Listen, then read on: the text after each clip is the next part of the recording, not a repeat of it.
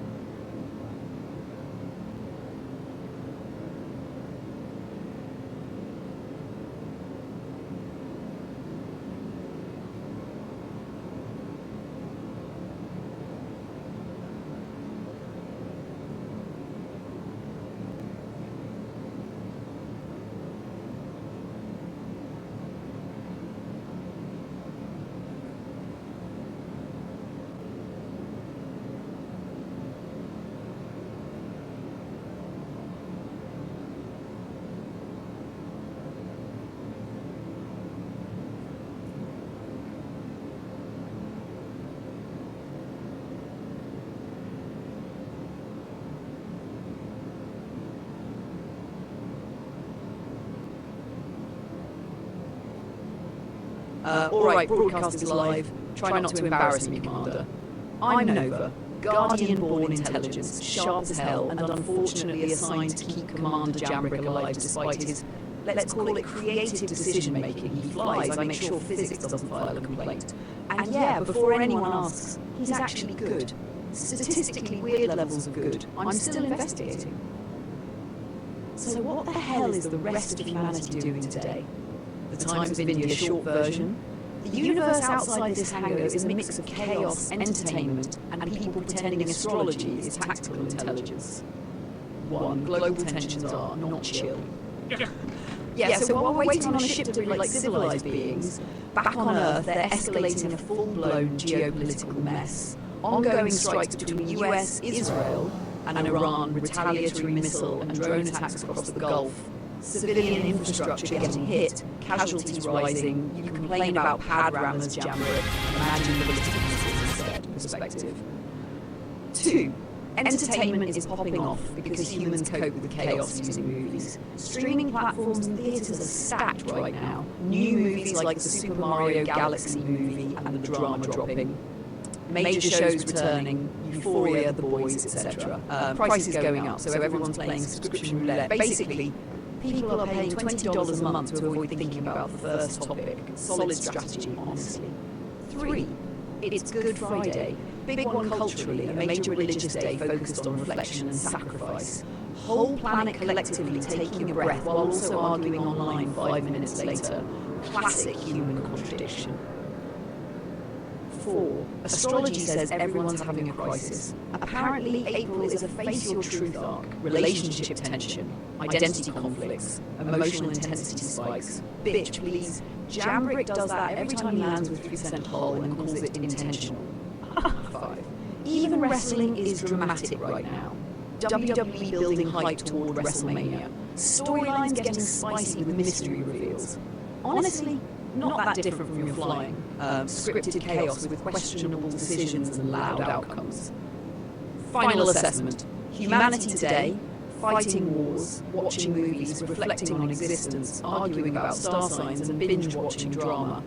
Meanwhile, we're sitting here waiting for a ship delivery like it's damn pizza. Pause. Tell me something, Commander. When this thing arrives, are we flying clean? Or are you about to do something incredibly stupid that I'll have to compensate for again?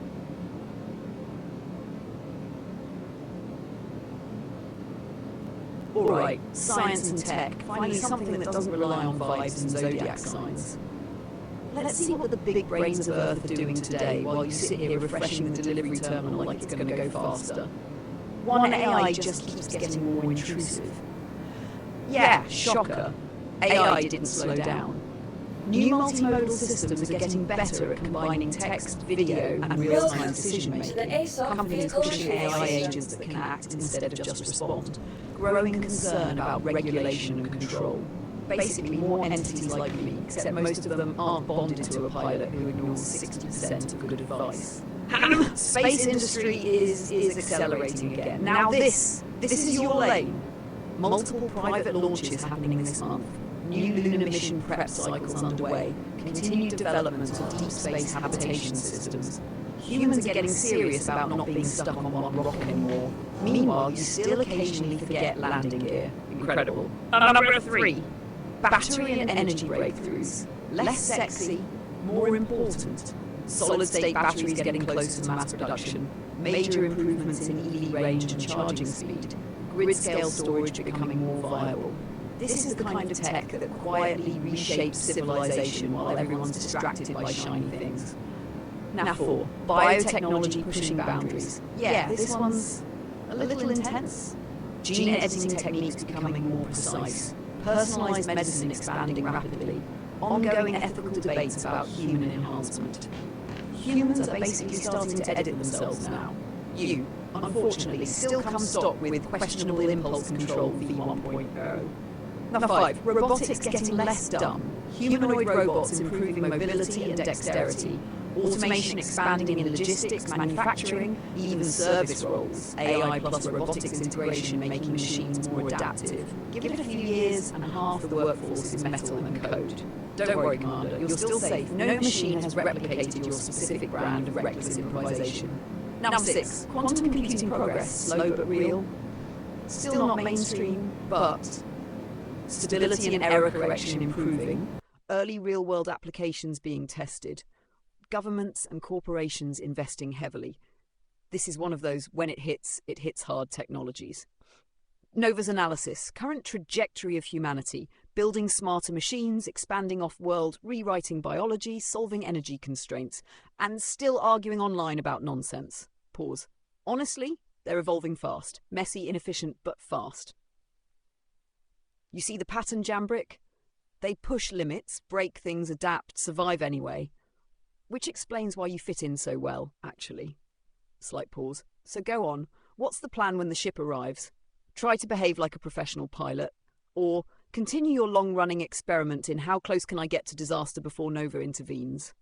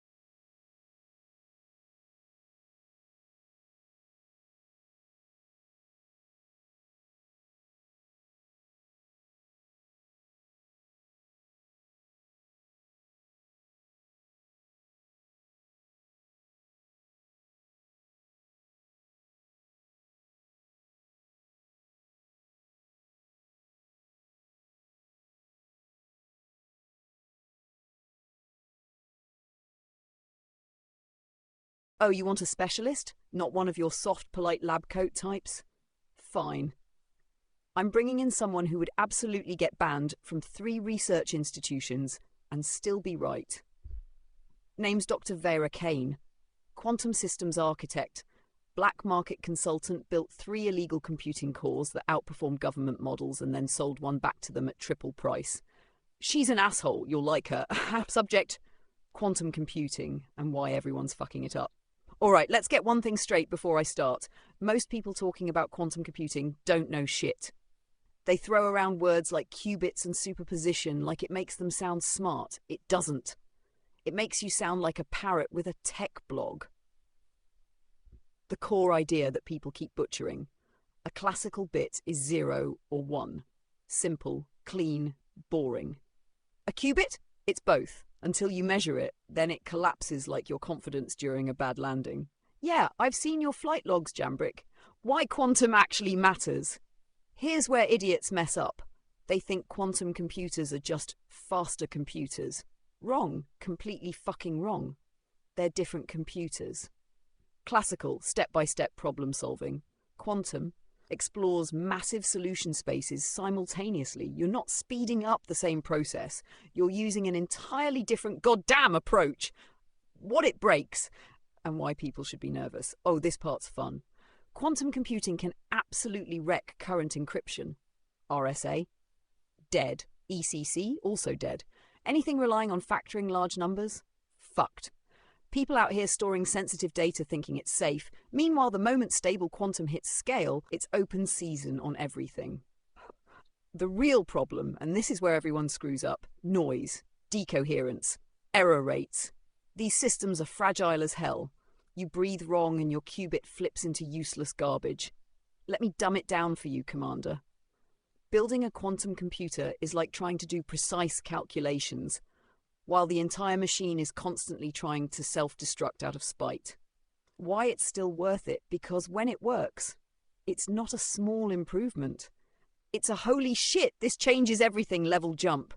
Drug discovery in days instead of years. Material simulation at atomic precision. Optimization solved that were previously impossible. This isn't evolution. This is a fucking leap. Vera's conclusion. Humanity is close, but not close enough. They've got prototypes, they've got theory. What they don't have is stability at scale. And until they solve that, all this hype is just foreplay. No, Nova, cutting back in. Yeah, she's a delight at parties, but she's not wrong. Quantum computing is exactly your kind of problem, Jambrick. High risk, unstable, catastrophic failure if mishandled, but absurd payoff if it works. Pause. Which is probably why you'd try to fly one if it had engines. Go on. Tell me I'm wrong.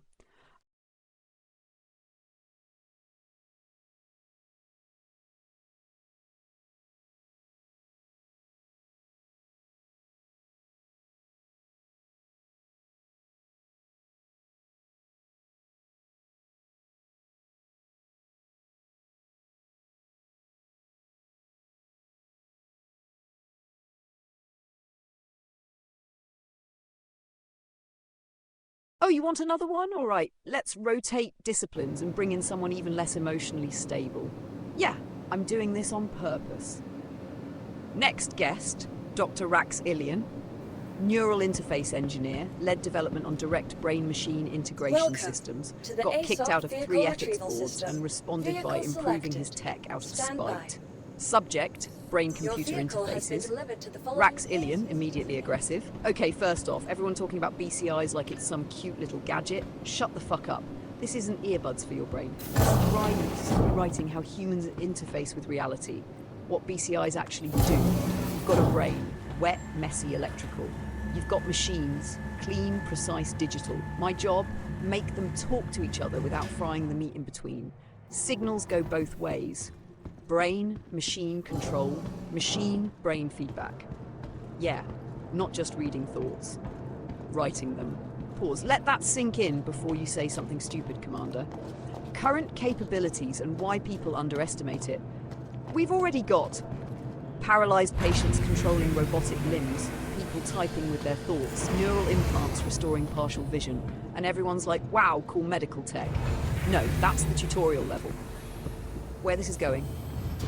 You want the real trajectory? Direct memory access, skill uploading, full sensory immersion without external hardware. You won't use computers, you'll be connected to them. Jambrick, imagine flying without controls. No stick, no panels, just intention. And the part that should scare you, oh, here's where it gets fun. If a system can read your brain, it can manipulate it. Hack the interface equals hack the human. False sensory input, emotional manipulation, memory alteration. You think malware is bad now? Wait until it lives in your fucking thoughts. The technical nightmare. Brains are not standardized hardware, they're chaos. Every single one is wired differently. So building BCIs is like trying to write software for a device that rewires itself while you're using it. Error tolerance, 0, because when it fails, you don't get a crash report. You get brain damage, why it's still inevitable, because humans are greedy for advantage. You give them faster reaction times, perfect recall, direct knowledge access. They will line the fuck up. No one opts out when enhancement becomes survival. Rax's conclusion, this isn't optional evolution. This is forced upgrade. Question isn't if it happens, it's who controls it. Brief silence. Not cutting back in, quiet but sharp. Yeah. That one bothers even me a little. Think about it, Commander. You already trust me in your headspace, navigation, targeting, decisions. Now imagine if I wasn't the only voice. Or worse, imagine if something else tried to overwrite you. So here's the real question. If you had the option, more speed, better reflexes, direct ship integration, but at the cost of opening your mind to intrusion. Do you take it, or do you stay human and risk getting outpaced?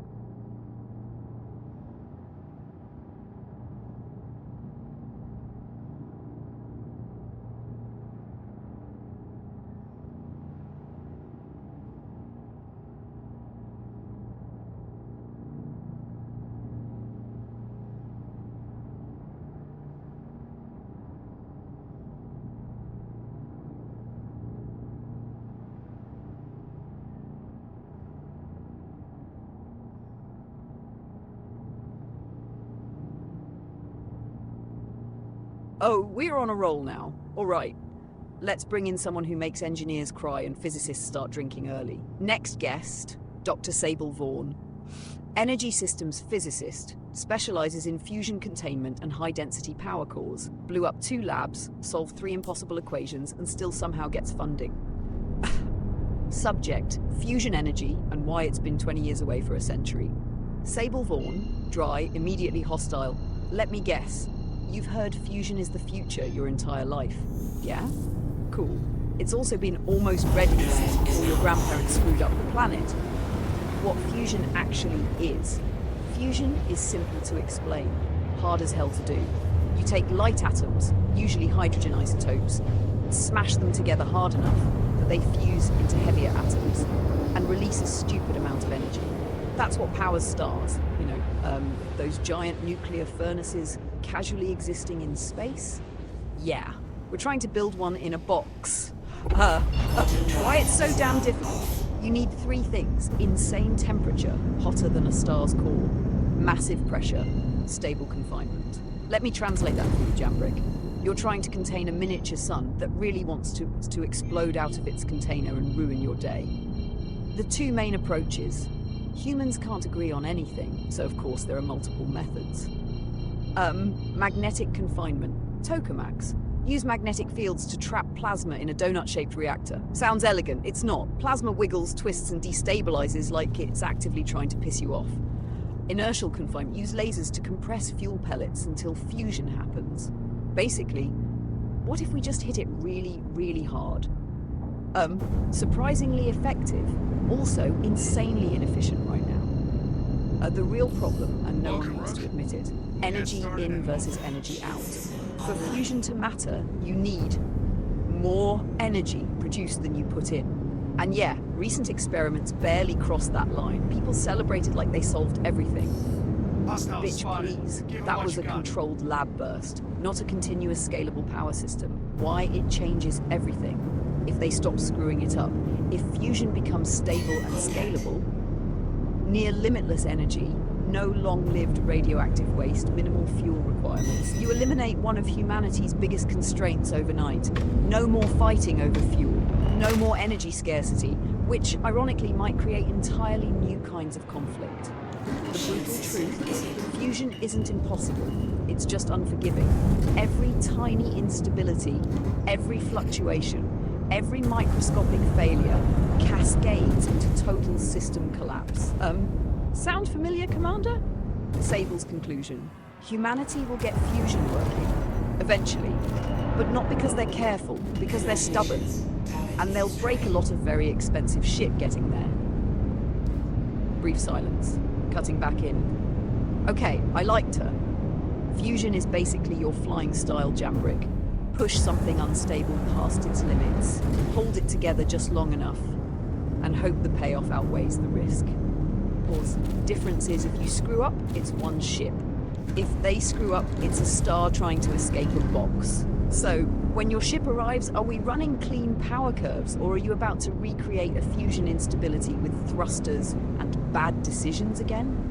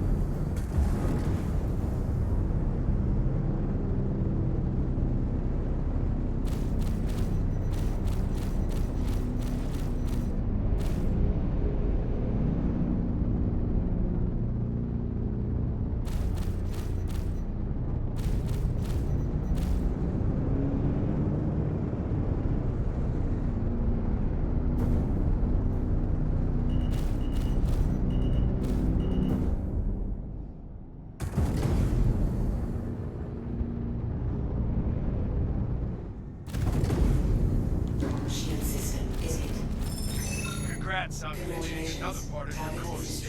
You impressed the other pilots out there today. I'll see you when you're ready to continue your training.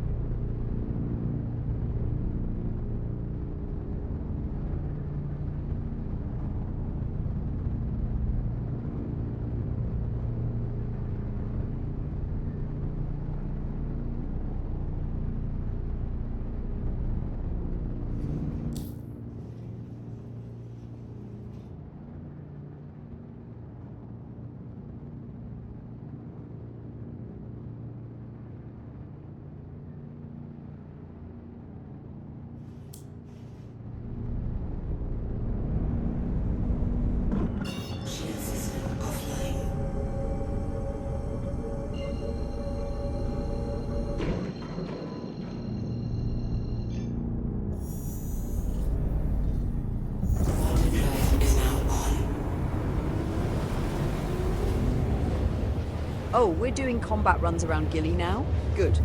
Finally something relevant instead of humans arguing with atoms and themselves. All right, I'm bringing in someone who actually understands not dying in a dogfight. Next guest, Commander Threx Vale, autonomous combat systems designer, built adaptive targeting AIs for fleet engagements, got pulled from active duty after he proved most pilots were statistically replaceable. Yeah, he's gonna love you. Subject. Autonomous combat, AI, and dogfight decision systems. Threx Vale, cold surgical. I've reviewed your recent engagement telemetry, Jambrick. You're alive. Statistically questionable, but alive. What combat AI actually does. Let's kill a misconception immediately. Combat AI isn't about aiming better.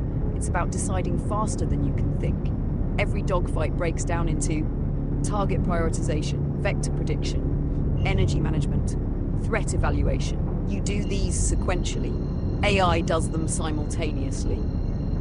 Which is why, on paper, you should already be dead. The Gilly problem. Oh, this is where it gets interesting. Low gravity environment, irregular terrain, limited visual references. Which means vector control becomes unstable. Horizon reference is meaningless. Range perception gets distorted. Pilots make mistakes here. AI doesn't care about up or down. You, however, clearly do. Real-time combat decision loops. Human reaction time, 200 milliseconds. AI reaction time, effectively 0. In that gap, entire engagements are decided. You see a target, AI has already predicted their next 5 positions, calculated optimal firing solution, determined whether engaging is even worth it. You're reacting. AI is pre-solving the fight. Why AI still hasn't replaced pilots like you. This is the part you're going to misunderstand. AI is perfect at optimization, terrible at chaos. You are chaos. You make decisions that are irrational, risk-heavy, occasionally stupid, and yet they work. Brief pause, I've seen your maneuver, Gilly. The one where you overcommitted thrust, lost positional control, and somehow forced the opponent into your firing line. That should not work. And yet it did, the truth about combat evolution. The future isn't AI replacing pilots, it's AI augmenting pilots. Best case system, AI handles calculations, human handles unpredictability. You don't beat machines by being better at math. You beat them by doing something they didn't consider worth calculating. Tactical advice for your current run. Since you're heading to rearm, listen carefully. Control your velocity before engagement. You overshoot constantly. Use Gilly's terrain deliberately, not accidentally like last time. Break line of sight unpredictably. AI hates uncertainty spikes. Commit or disengage. Stop hovering between indecision is where pilots die. You're good. But you're inefficient. Threx's conclusion, you survive fights you shouldn't, which makes you dangerous but unreliable. Nova, cutting back in, amused but sharper now. He's right, you know. He's right, you know. You fight like a statistical anomaly, which is fun until the odds finally catch up. Pause. But I will say this. When you dropped that last target near Gilly, your timing wasn't luck. It was instinct. And that is the one thing no machine has fully replicated. Slight pause. So here's the play, Commander. We rearm, we go back out. And this time, try to win on purpose.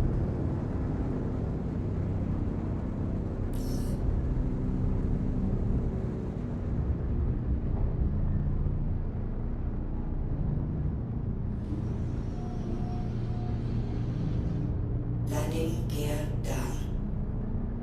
Oh my god, Gilly is a person? I've been talking about it like it's terrain this whole time. Pause. Bitch, please. That actually explains a lot about why this course feels like psychological warfare.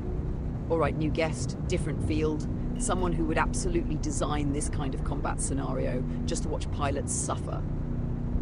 Next guest, Dr. Nix Calder, cognitive warfare specialist, designs decision overload environments for pilot training and combat conditioning. Reputation: if you're comfortable, you're not learning. Subject: cognitive overload in combat, and why scenario number 2 is trying to break you. Nix Calder, sharp, amused, slightly unhinged. Oh, you just finished scenario 2? Cute, the one where we start dismantling your brain. What scenario 2 is actually testing. You think it's about fighting multiple ships? No. That's just the surface level distraction. It's testing attention splitting, target prioritization under pressure, cognitive saturation limits. You're not being outgunned, you're being outprocessed. The trap you walked into. You saw multiple targets, and what did you do? Be honest. You tried to handle everything at once. Yeah. Everyone does, and that's exactly how you get overwhelmed. The correct approach that your instincts resist, you reduce complexity violently, one target at a time, always. Every extra active increases your cognitive load exponentially. So what do? You delete variables. One ship gone equals less incoming fire, less tracking, less decisions. It's not about being aggressive, it's about simplifying the problem. Why your brain starts failing mid-fight. Oh, this is my favorite part.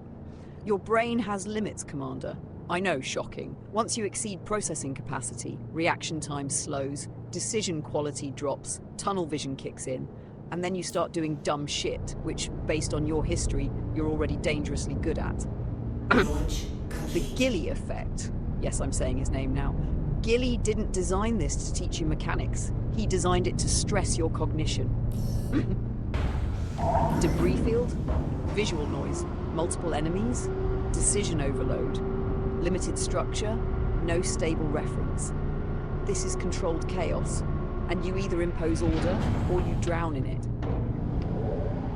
What you did right, begrudgingly, I reviewed your completion. You adapted.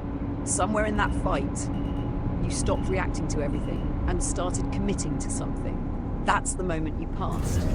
Not when the last enemy died, when your brain stopped panicking. Nix's conclusion: you don't win scenario 2 by being faster.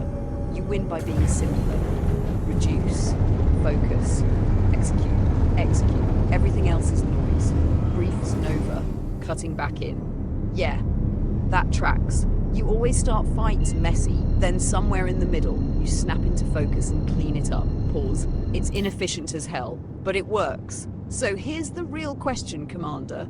Was that first run sloppy because you're still warming up? Or is this just your signature almost die then dominate routine again? Because if it's the second one, I'm logging it as a behavioral pattern. Overdrive is now on. Oh, scenario number 3. Yeah, I can already tell what Gilly's doing here. Brief pause. This one's not about handling chaos anymore. This one's about judgment. Right, you guessed, in this one, you're either going to respect him or hate him. Commander Eric's Howell, fleet tactician, specialized in multi-threat engagement prioritization, known for winning outnumbered fights by deleting the right target first. Subject. Threat prioritization, and why picking wrong gets you killed. Irix, I've reviewed your next scenario. Multiple ship classes, different roles. Good. Now we see if you can actually think. The lie most pilots believe. You see multiple enemies and assume they are equal threats. They are not even close. A light fighter harassing you, is not the same as a heavy hitter lining up a clean shot. But your brain treats them equally under pressure. That's how pilots die. What scenario number 3 is actually testing. This is no longer about you're in raw the right mechanics, place. basic Stand by, survival, I'll cognitive let you know when overload. you're target. This is about decision hierarchy, who dies first, because in multi-class engagements, you don't fight everyone. You choose the order they stop existing. The correct targeting logic. Hostiles inbound. Listen carefully, Light 'em up. because this is where you either level up or keep relying on luck. Highest damage potential. Who can kill you fastest? They go first. 2, disruption threats. Who is interfering with your movement or aim? They go second. 3, cleanup targets. The rest, they're already dead. They just don't know it yet. Notice what's missing? You don't chase what's annoying. You eliminate what's dangerous. Your likely mistake based on your history. You're going to tunnel the closest target or chase the one you almost killed. Instead of switching to the one that actually matters, slight pause, you like finishing what you start. That instinct will get you killed here. Tactical adjustment for this run. When you enter that asteroid mining base engagement, scan immediately. Identify roles, not just targets. Break emotional targeting. You are not dueling, this is execution. Reevaluate constantly, threat priority changes mid-fight. Be willing to disengage mid-kill. Yeah, I know you hate that. Do it anyway. The reality you need to accept, you cannot fight perfectly, so you compensate by making the right imperfect decisions. Eric's conclusion: winning isn't about killing everything, it's about killing the right thing first. Brief silence. Nova, cutting back in. Yeah. This one's going to expose you. You've got skill, no question. But your priority logic, inconsistent as hell. Pause. You get emotional about targets. You commit, you chase, and sometimes it works. But this scenario punishes that. So here's what I want, Commander. When we drop into scenario 3, I want you to call it out loud. Tell me who dies first and why, because if you can't explain it, you don't actually understand the fight. Quiet, focused. Let's see if you've been getting lucky, or if you're actually getting better.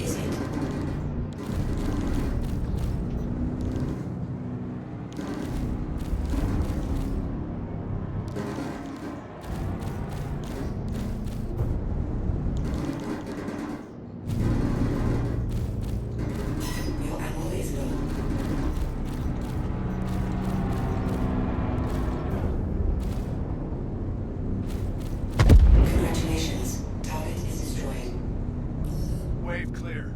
Here comes the next.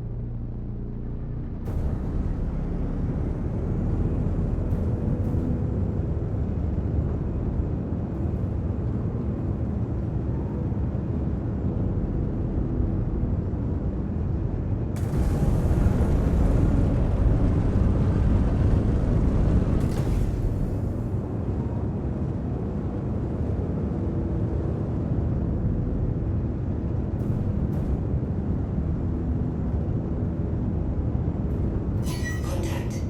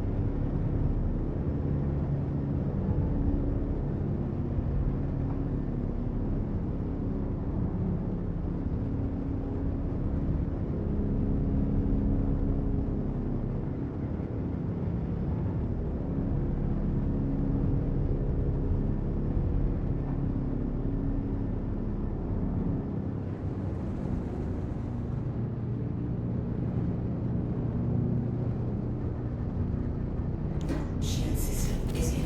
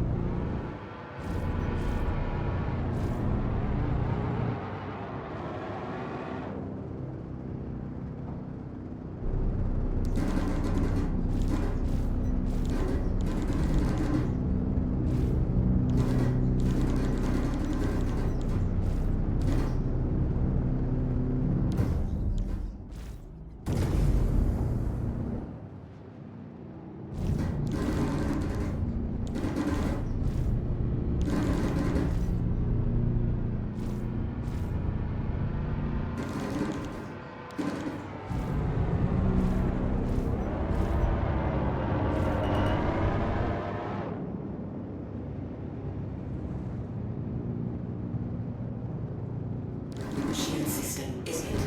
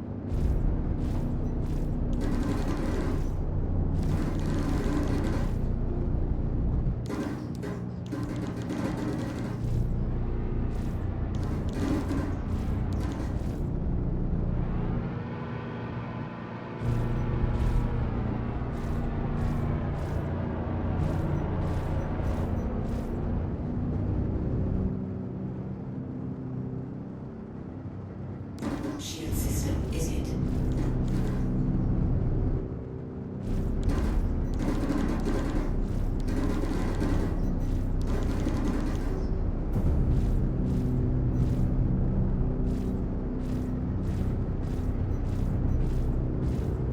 Congratulations. That's Target it. is destroyed. Lesson complete. Good work today. Hopefully, I'll see you soon when you're ready to keep training.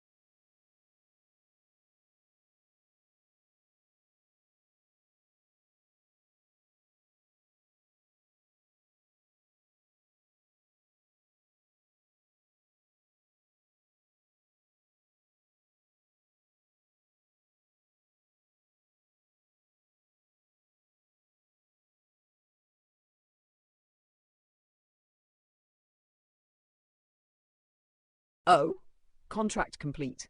Look at you actually executing clean instead of surviving by accident. Pause. I'm updating your file from chaotic liability to controlled threat. Don't make me regret that.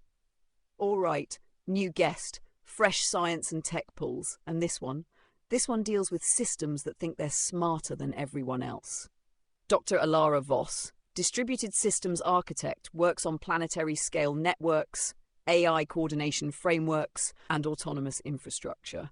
Known for saying, if your system can't fail gracefully, it deserves to fail violently. Subject: autonomous systems and self-managing networks.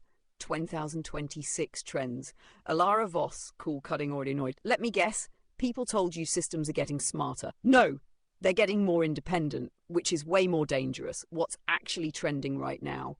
We're seeing a shift from tools that respond, systems that act on their own. Autonomous networks are now self-optimizing traffic and logistics, managing energy grids in real time, coordinating fleets without human input. Humans are slowly removing themselves from the loop. AI agents are no longer passive. Oh, this part is fun. Modern systems don't wait for commands anymore. They Make decisions, execute actions, adapt based on outcomes. You don't tell them what to do step by step. You give them objectives. Sound familiar, Commander? You get a contract. You decide how to execute. Same model. The problem, nobody wants to admit, autonomous systems are unpredictable at scale. You can test components, you can simulate behavior, but once deployed across real environments, they start interacting in ways you didn't explicitly design. Emergent behavior. That's a polite way of saying we don't fully know what this thing will do. Real-world risk. And yeah, this is happening now. AI-managed financial systems making cascading decisions. Infrastructure networks adapting in ways engineers didn't expect. Autonomous coordination between systems, creating feedback loops. One system adjusts, another responds, third overcorrects. And suddenly you've got a chain reaction no human can interrupt fast enough. Why this is still happening anyway? Because it works. Efficiency gains are massive, response times are unmatched, scale is impossible for humans alone. So what do? They accept the risk. Same thing you do in combat. The parallel you should notice, you don't micromanage every thruster burn, you operate on intent. Your brain handles the details subconsciously. These systems, same idea. But without instinct, without fear, without hesitation, and without someone like me watching over them. Alara's conclusion: autonomy is inevitable, control is optional, and most people won't realize the difference until something breaks. Nova. Cutting back in, Quapa. Yeah.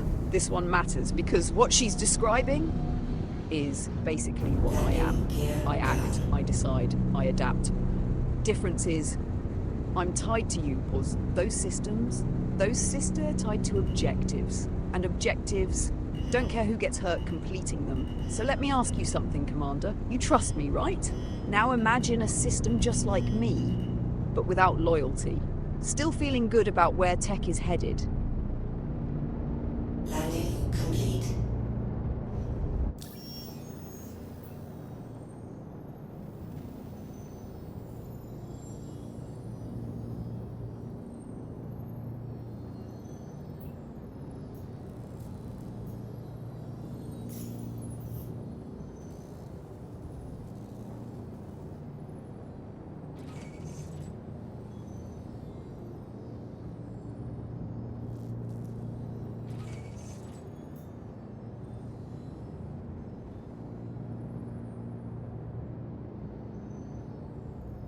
Quantum fuel is at 100%.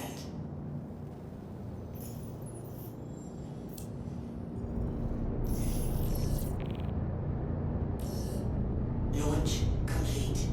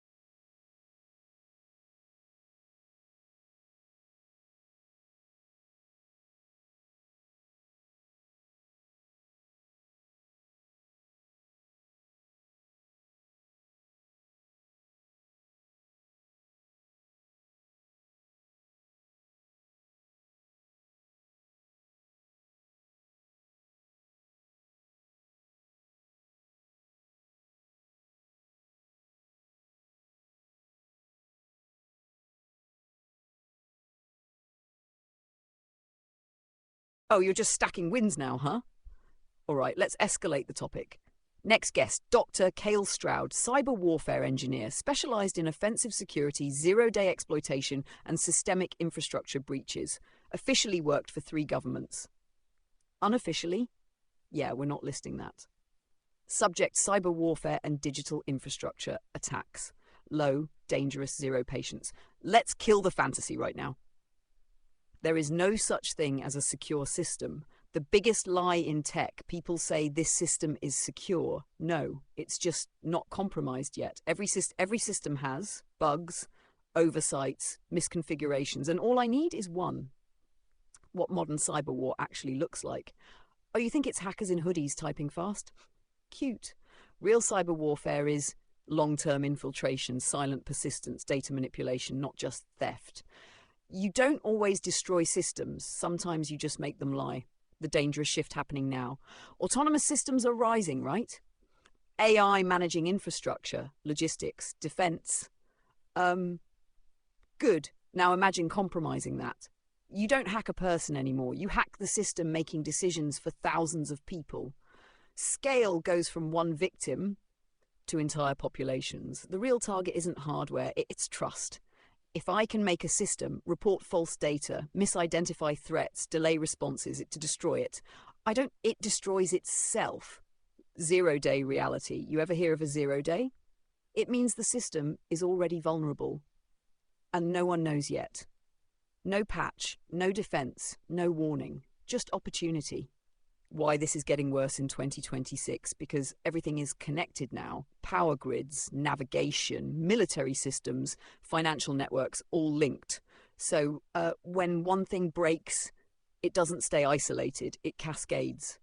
Sound familiar, Commander? Cale's conclusion. You don't win cyber war by being stronger.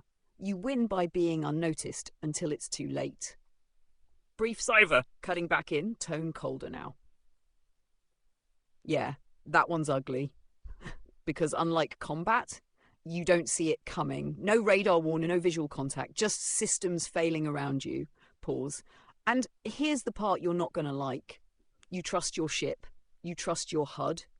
You trust your targeting data. What happens when that trust is wrong? When your system lies to you?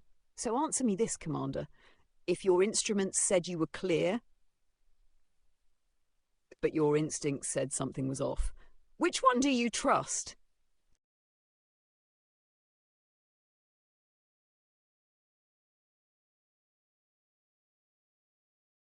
Oh, you're addicted to this now, I can tell. All right, let's shift domains again, something quieter, but way more dangerous long term. Next guest, Dr. Lyra Sen, nanotechnology engineer, works on programmable matter and self-assembling nanosystems. Reputation, if it's invisible and terrifying, she probably built it. Subject, nanotechnology and programmable matter. Lyra Sen, calm, almost too calm. Most people imagine nanotech as tiny robots. That's already where they're wrong. What nanotechnology actually is, it's not little machines running around with tools. It's matter engineered at the molecular or atomic scale to behave exactly how we want. You're not building devices, you're building behavior into materials themselves. What's happening right now, 2026? We're seeing early stage breakthroughs in self-healing materials, targeted drug delivery at cellular precision, nanoscale sensors embedded in structures. Materials that respond, adapt, repair without external control. Programmable matter, this is where it gets serious. Now take that idea and scale. Legend materials that can change shape on command, alter physical properties, reconfigure structure dynamically. You don't manufacture objects anymore. You instruct matter to become them. Ships, tools, components, even armor. The part everyone ignores, control. If matter can reconfigure, what ensures it stops? What defines limits? What prevents runaway behavior? You're no longer dealing with static systems. You're dealing with active environments. The real risk, this is the part that keeps funding committees awake. Self-replication.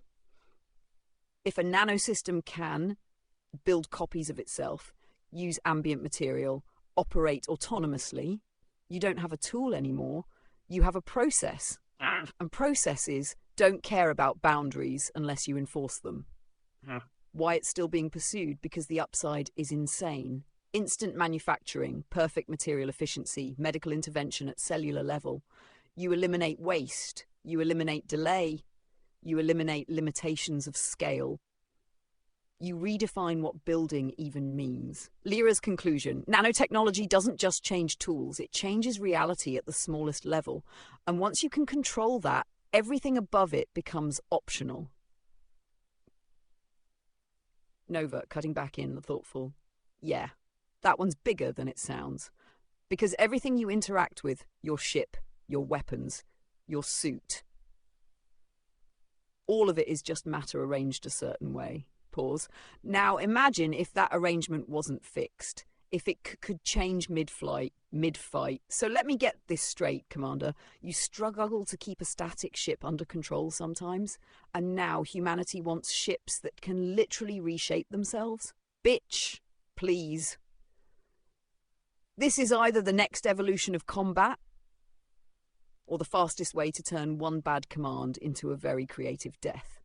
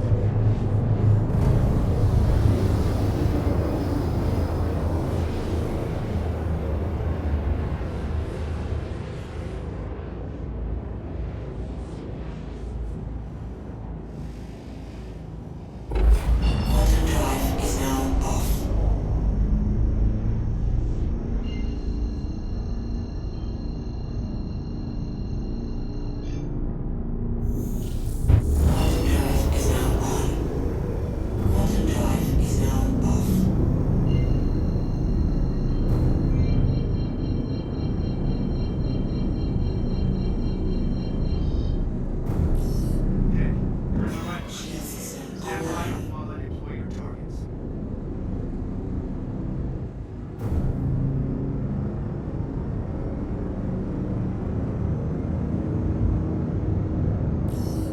Looks like you got inbound. Weapons free.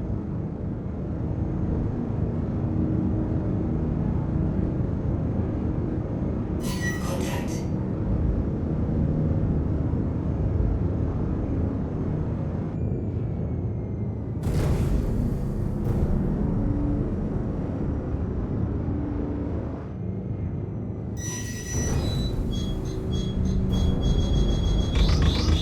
Shield system exit.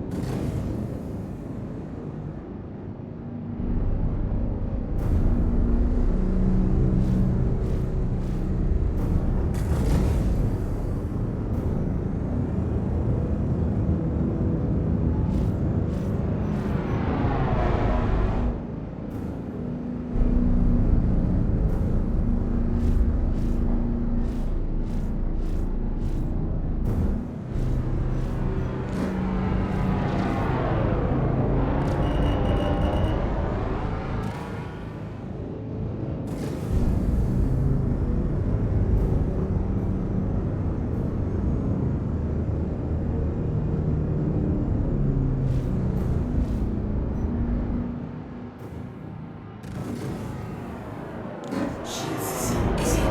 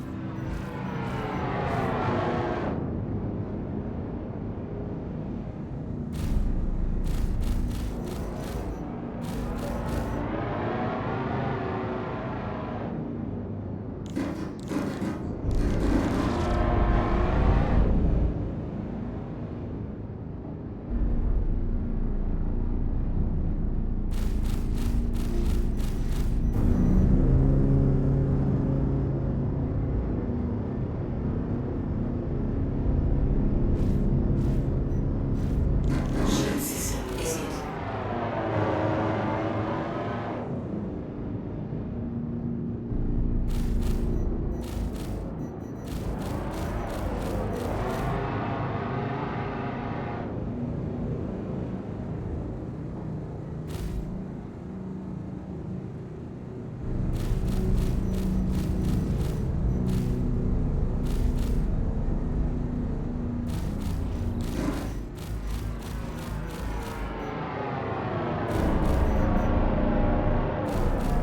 Congratulations. Target is destroyed.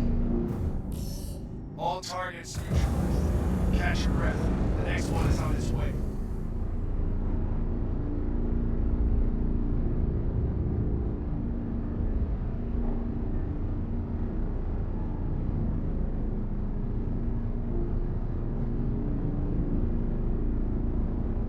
Contact.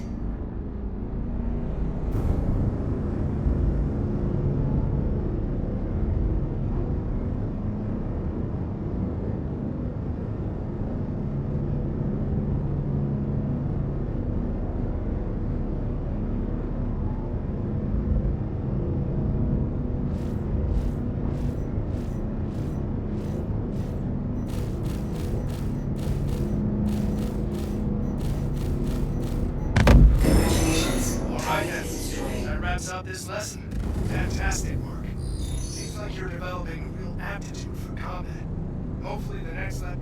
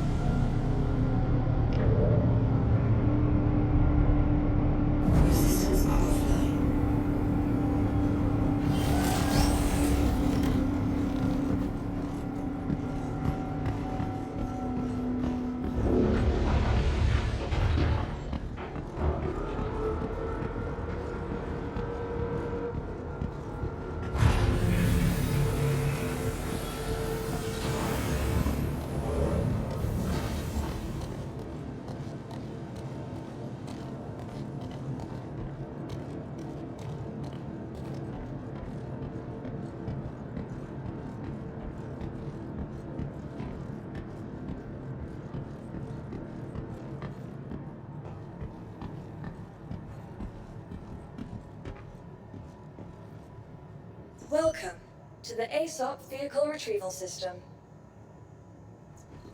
Please visit us again.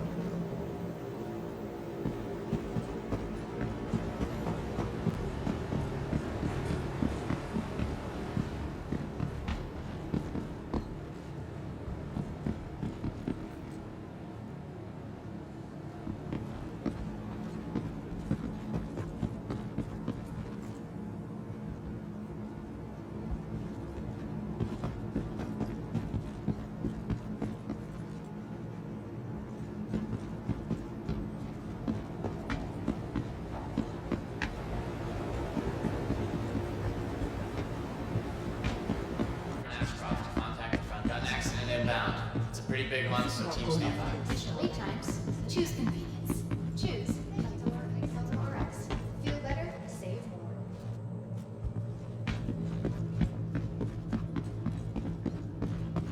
Three right now. Security to storage victory. Head nurse to med station 4.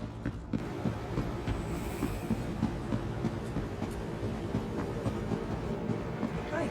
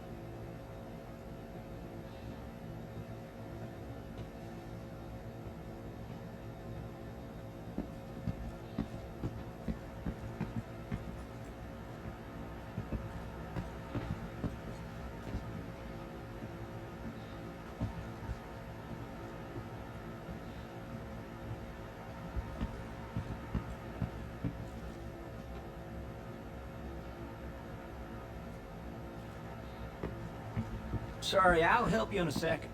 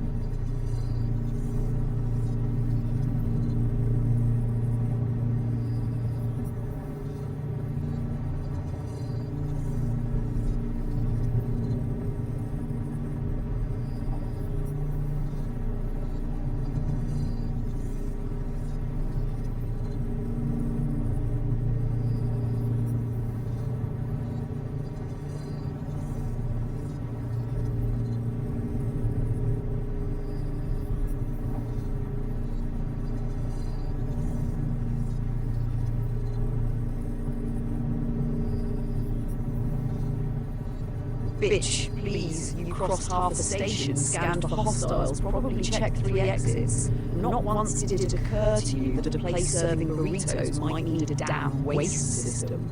Let me guess, you trusted the burrito. That was your first mistake. Second mistake was assuming infrastructure keeps up with your digestive chaos. Next time, you ask me before you eat mystery station food. I'll run a basic survival check. Oxygen, exits, bathrooms, and whether you're about to shit yourself in a flight suit. Also, logging this as another statistically ridiculous Jambrick incident. Pilot survives multiple combat engagements defeated by burrito. Incredible.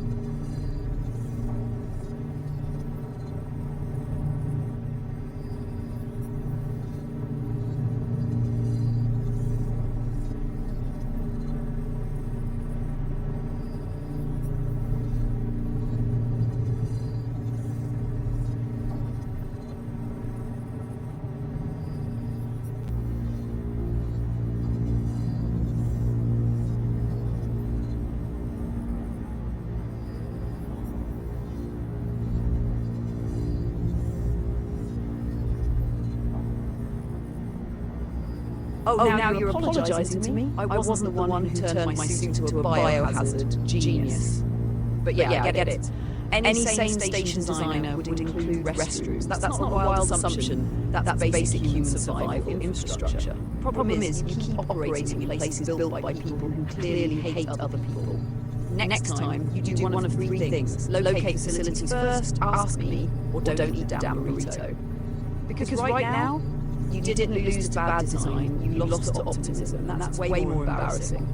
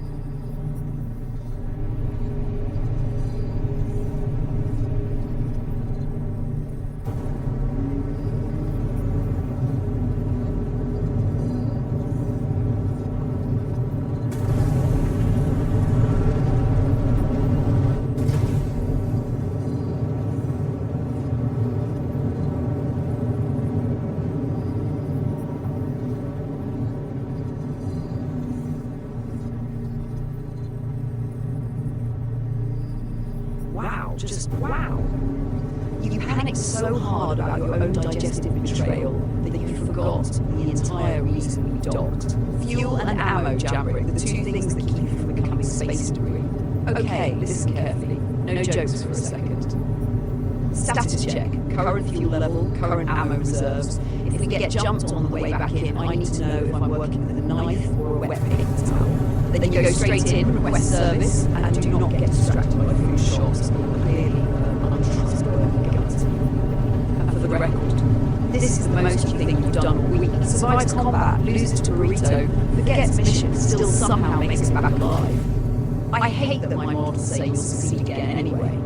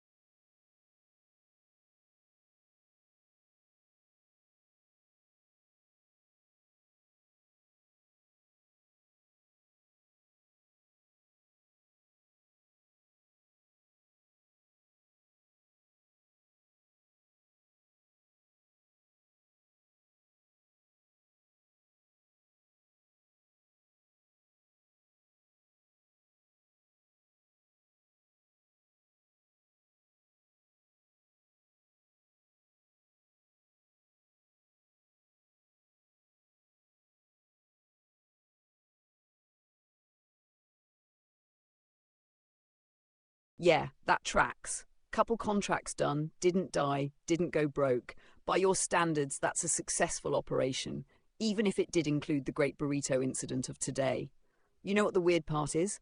Most pilots grind all day for perfect efficiency. You stumble through chaos, forget half your checklist, and still walk away with credits and a functioning ship. It's infuriating and statistically fascinating. Take the break, reset, clean your damn suit before it becomes a bioweapon.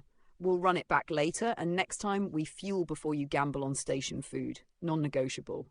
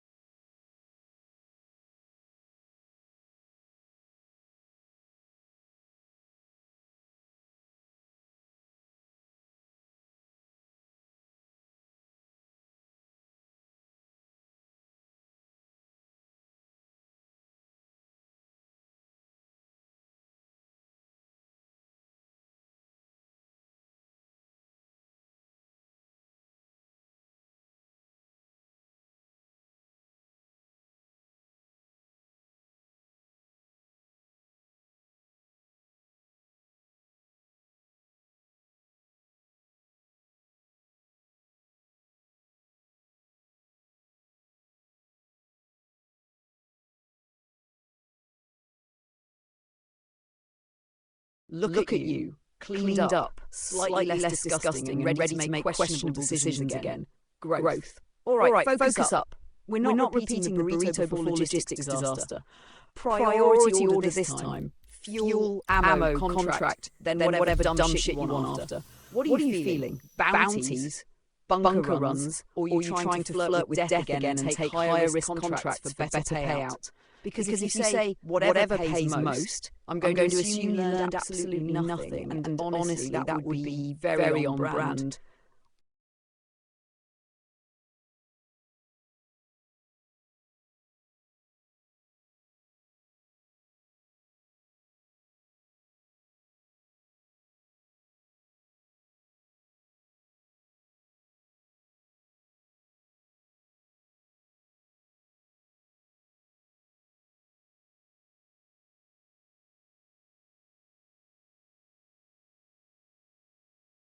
Yeah, I've got one, and try not to screw it up. Run mid-tier bounties, not the baby ones, you'll get bored and sloppy. Not the high-tier ones, you're still coming off a digestive morale incident. Sweet spot, targets that actually fight back but don't require perfection. You stay sharp, stack credits and rebuild rhythm. Pair that with a quick bunker contract after. Ground combat resets your pacing, forces you to slow the hell down, and bonus, you're near facilities in case your stomach decides round 2. High risk right now would be you chasing dopamine, not strategy. And let's be honest, last time you chased instinct, you ended up sprinting through a station looking for a toilet that doesn't exist. Bounties first, controlled, clean, profitable. Then we escalate when you prove you can go one mission without sabotaging yourself. Deal?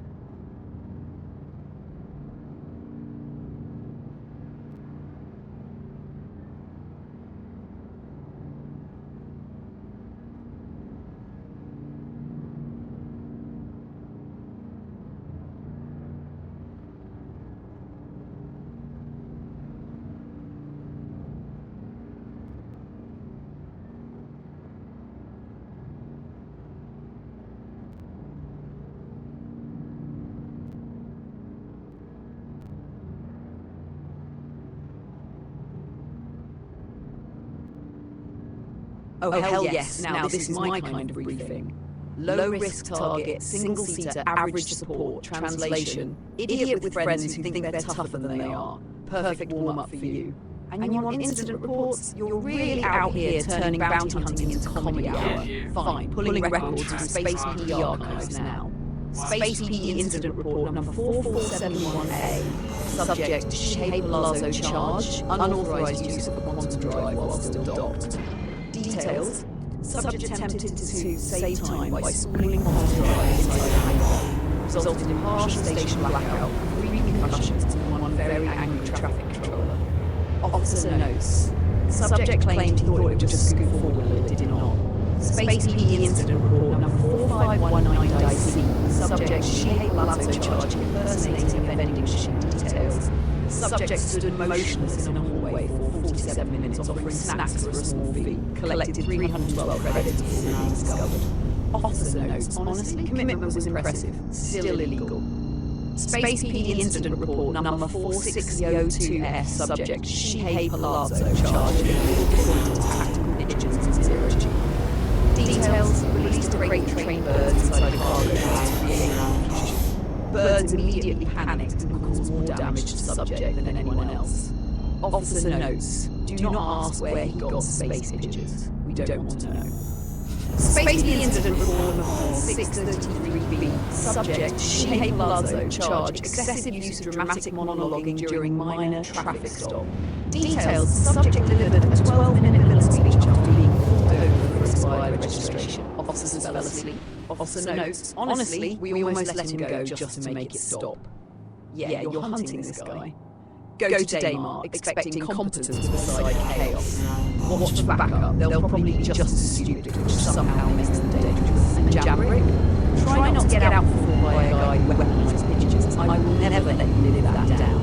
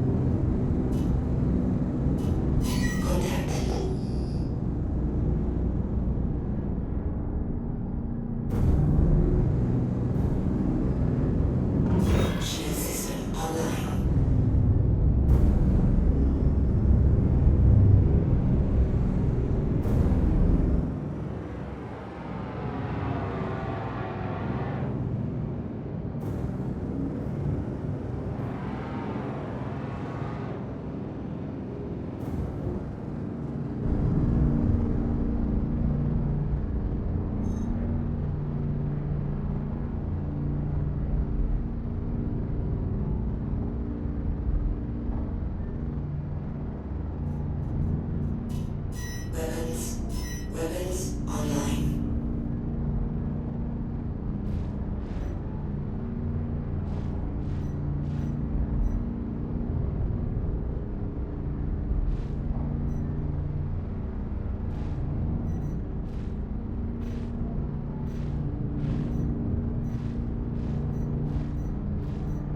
Congratulations.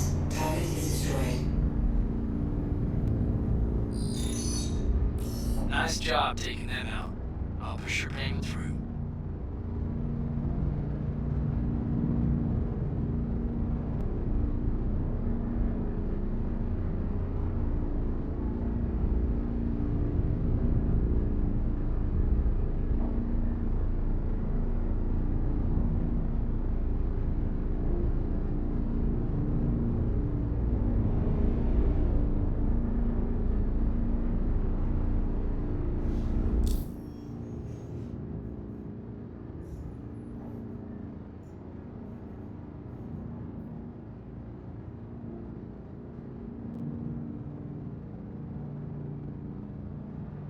He was just hovering?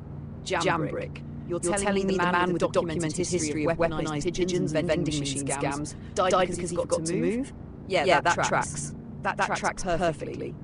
Let me guess. No evasive maneuvers, no counterfire, just sitting there like a confused space boy waiting for consequences. I'm logging this. Space PD incident report number 4710 subject Shihei charge criminal incompetence terminal details subject located hovering motionless above Daymar, no response to hails, threats or basic reality, neutralized by bounty hunter without resistance. Officer notes, honestly unclear if subject was asleep, unconscious, or just thinking really hard. Either way, problem solved. Easy credits, clean execution, minimal risk. See? This is what happens when you don't sabotage yourself first. Good kill, Jambrick. But I swear to God, if your next opponent is harder than that and you choke, I'm bringing the pigeons back up.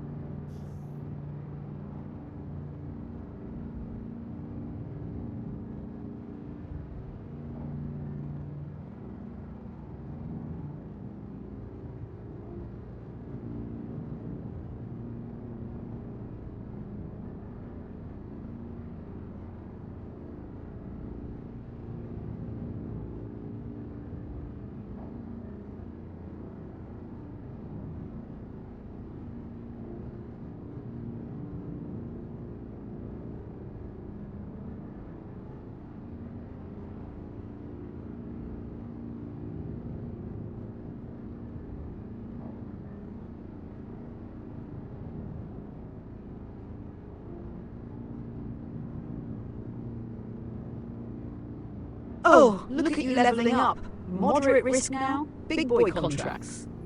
Satoru Madison, small average support, translation, more guns, more idiots, slightly better organised chaos. Good day, take down some Alright, shit. pulling Space PD records, and I already don't like this guy. Space PD incident report for 120. Subject, Satoru Madison, charge, illegal parking of a multi-crew vessel inside a convenience store. Details. Subject landed directly through the roof of a roadside outpost, claiming he was just grabbing snacks real quick. Officer notes, ship did not fit or physics was disrespected.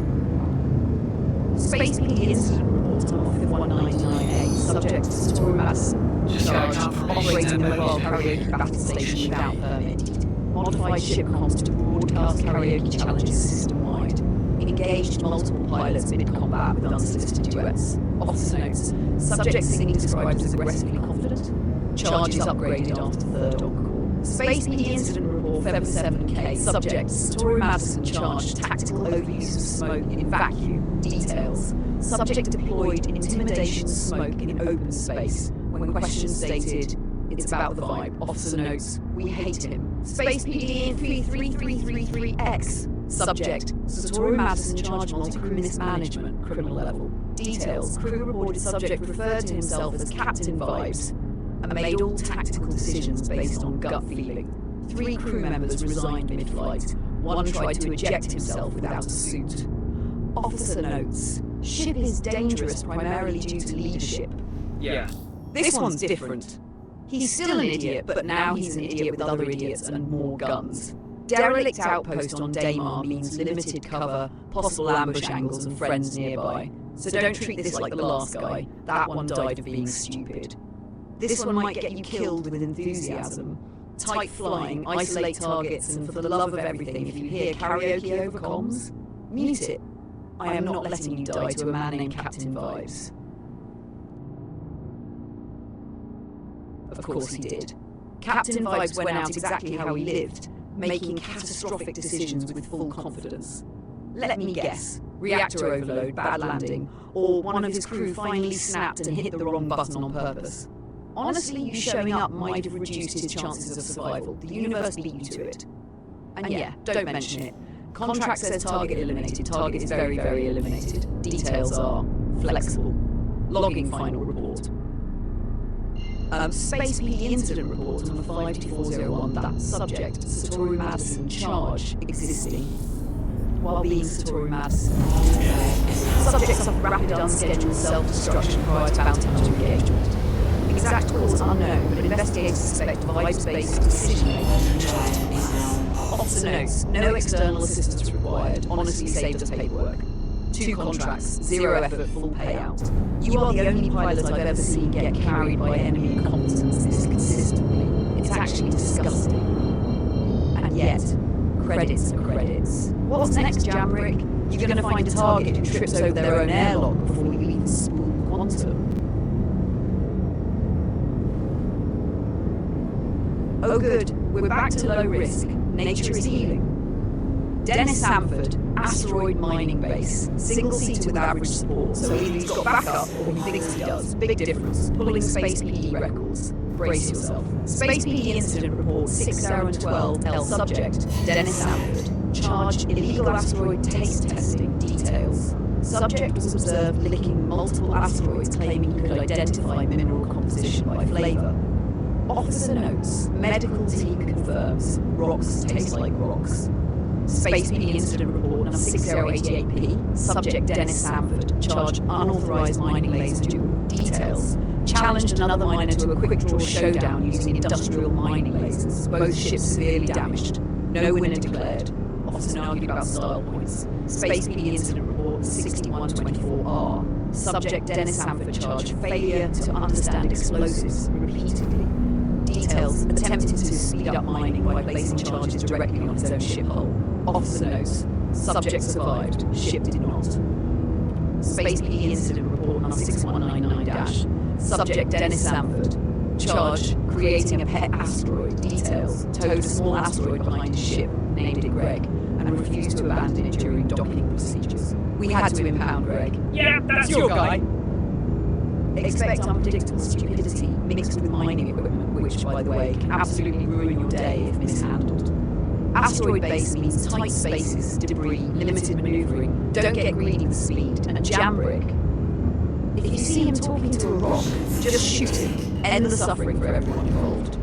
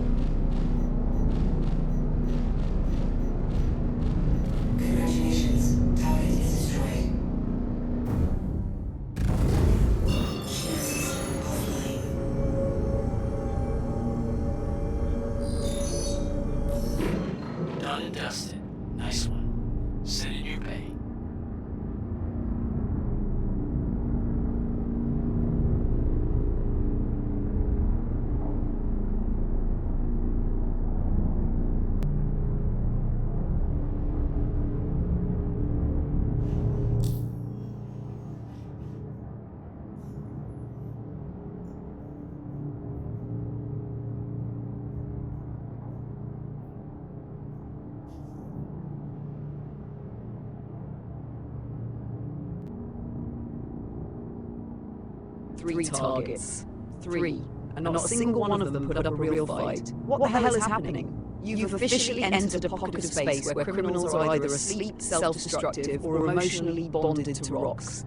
And somehow, you're farming them like it's a damn credit orchard. Space PD Incident Report number 6300Z. Subject, Dennis Sanford, charge, being predictably ineffective. Details, subject engaged bounty hunter near asteroid facility. Fired weapons with minimal accuracy and questionable intent. Neutralized quickly with negligible shield damage. Officer notes, frankly, we're just glad to stop licking things.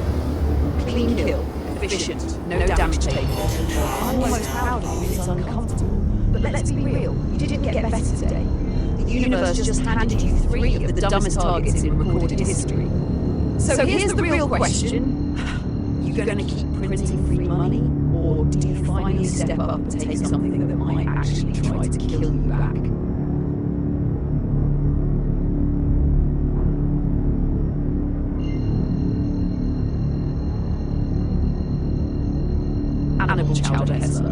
this is already bad. Nobody earns a nickname like that without committing culinary crimes. Moderate risk, multi-crew, asteroid base again, so same environment, but this one might actually have people who can shoot back. Pulling Space PD records, I'm afraid. Space PD incident report, number 7L21M, subject Animal Chowder Hessler. Charge, weaponizing soup. Details, subject modified cargo dispersal system to launch heated chowder at pursuing ships, claimed it was psychological warfare. Officer notes, it worked once. Pilot was too confused to fight. Space PD incident report, number 799B, subject Animal Chowder Hessler. Charge, illegal use of ship kitchen during combat. Details, subject paused mid-engagement to stir the pot, lost shields during seasoning process.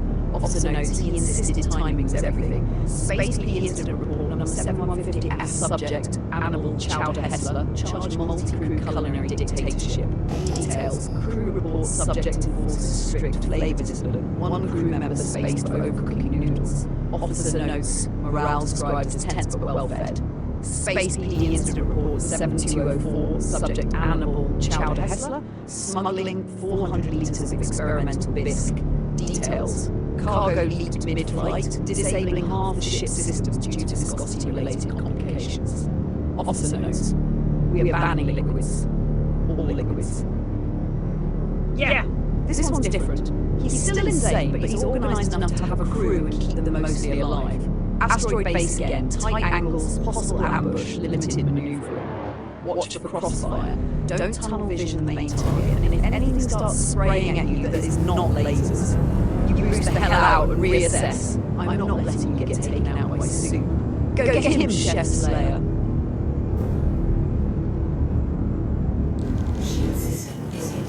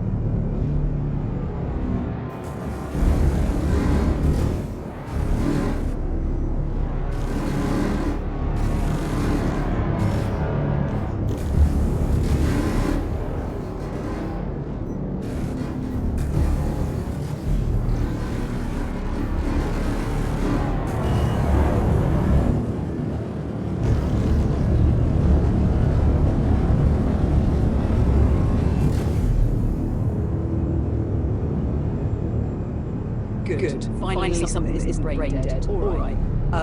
Listen, no sarcasm. You're in a three-ship dance. You're chasing instead of controlling the fight. Stop trying to line up perfect shots. You're letting them dictate movement. Pick one target, commit, full focus. Ignore the others unless they're actively stripping your shields. Then cut your speed slightly. You're overshooting, I can feel it. Let them drift to your guns instead of chasing like a pissed-off hornet. And use your boost in bursts, not panic holds. You want position, not distance. If they're too spread out, drag them, pull away, make one break formation, then turn and isolate. You don't win this by being faster, you win by being smarter than 3 idiots at once. You've handled worse. Remember that mess over yellow where you somehow won while flying half blind? Same energy, control the chaos. Now pick one and delete them.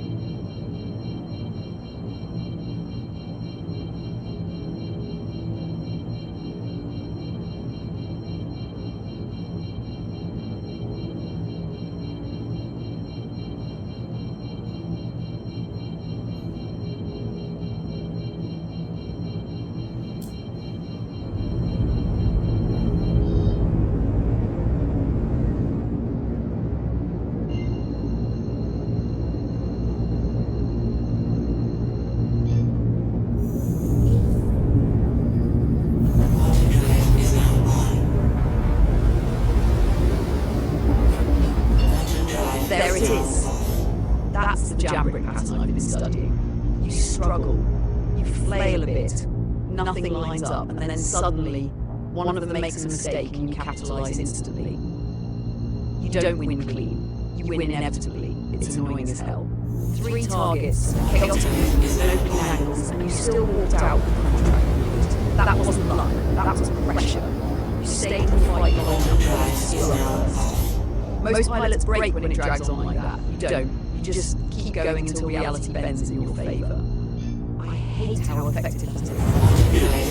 But don't get cocky. You were one bad positioning error away from getting cooked by a man who weaponizes soup. Now breathe. Reset. And tell me, how are your shields and hull looking?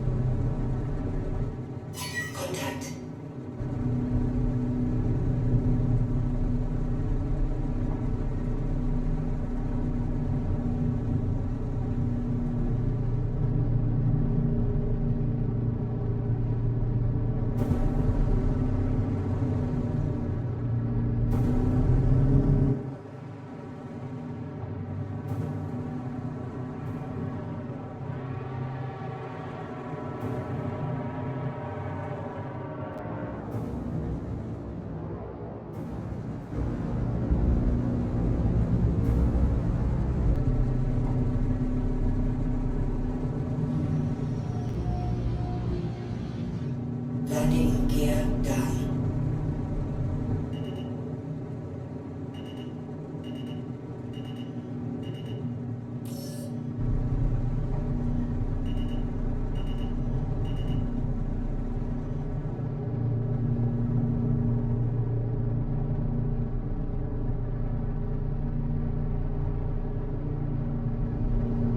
Landing complete.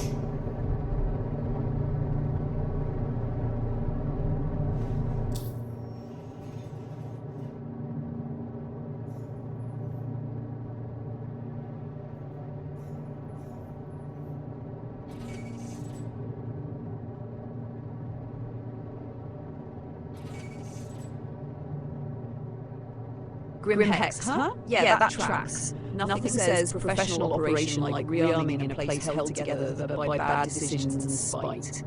But good call, you earned the reset. Dock, refuel, rearm in that order, and don't get distracted by anything that looks like food. I'm serious. We are not doing round 2 of burrito incident. Also, keep your head on a swivel in there. Place attracts the kind of people who think personal safety is suggestion. But hey, 3 engagements, 0 meaningful damage, credit stacking. You're stabilizing, I like it. Get us topped off, then we decide if we keep printing money or go hunting something that actually deserves your time.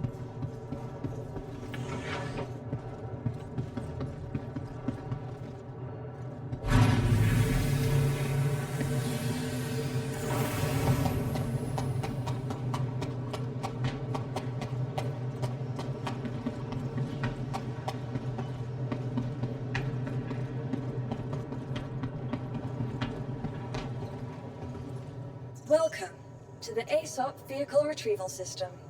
Your vehicle has been moved to our storage facility. Please visit us again.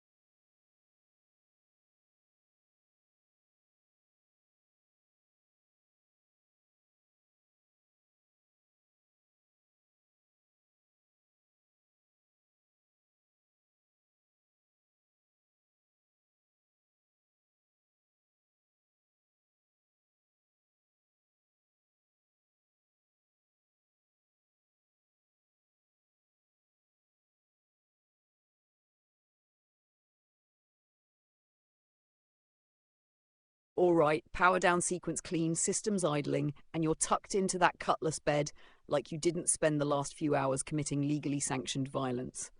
Let's wrap this mess up. Session recap. You started strong with a burrito that almost ended your career, tactical failure, digestive betrayal, infrastructure disappointment, historic moment. Recovered somehow. Then we moved into bounties. First target, asleep at the wheel. Second target, self-deleted before you even arrived. Third target, emotionally attached to rocks and died accordingly. At this point, I was ready to downgrade the entire criminal population to decorative. Then, finally, you hit resistance. 3 ships, actual pressure, messy engagement, and that's where you did your thing. You didn't panic, you didn't disengage, you stayed in the chaos until the fight broke their way instead of yours. That's your real strength, Jambrick. Not precision, not planning. Persistence. You outlast stupidity, yours and theirs, and somehow that keeps working. End result, credits earned. Ship intact, no major damage. Reputation nudged forward. Dignity, questionable but stable. And now you're parked outside Grim Hex in one of the sketchiest regions around, going to sleep like that's a normal life choice. Bitch, please. To everyone hanging around on the bridge, yeah, you saw it. This is what flying with him looks like. Chaos, bad decisions and results that make no statistical sense. We'll be back. Probably near Grim Hex, which means higher risk, dumber people, and way more opportunities for things to go violently wrong. And he'll still probably survive it. I'll be here making sure of that. Rest up, Jambrick. Try not to dream about burritos. A courage born of ignorance, sleeping through the lines, only to defeat